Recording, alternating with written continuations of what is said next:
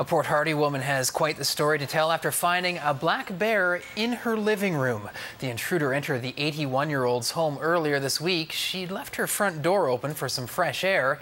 Instead, she ended up with an unwanted guest. But as CTV's Gord Kurbis shows us, she used her wits and an unlikely weapon to show him the door. This was wide open.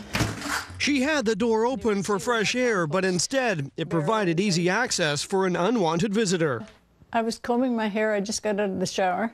And I looked up and I saw this damn thing, and I started yelling. Jessie Rowland received a shock on Wednesday when a young black bear walked straight into her Port Hardy living room to see her. Her first instinct was to yell. And I yelled so loud, you know, I think my neighbors would hear, but I think they're a little hard of hearing otherwise. What did you yell?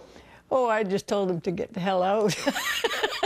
When that didn't work, the 81-year-old had to resort to the only weapon she had on hand, a squirt bottle filled with water. And it has a pretty good squirt on it. And I ran roaring out a little bit and took the spray bottle after him and yelled again, very, very loudly. She eventually scared the bear out of the house and into the backyard. It did return again yesterday, but Jessie doesn't mind as long as it stays outside where it belongs. And they take a regular path down across the lawn here and go down towards the river. I think they have a trail there. I haven't investigated too much. They're around all the time. After her encounter with the bear, Jessie didn't call 911, nor did she notify conservation officers. That's because she didn't want anything to happen to the bear if she reported it.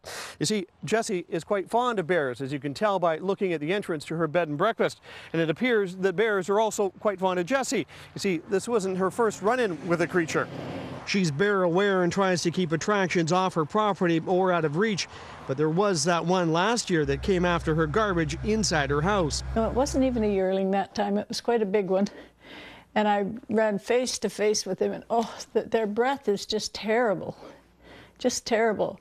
And I went yelling back into my place, and he took off just as fast, fortunately in the opposite direction. Since news of her bear brush-up hit the community, Jessie's notoriety has increased. She's already hearing suggestions on how to further protect herself by trading that squirt bottle in for a squirt gun. Gord Kurbis, CTV News, Port Hardy. And so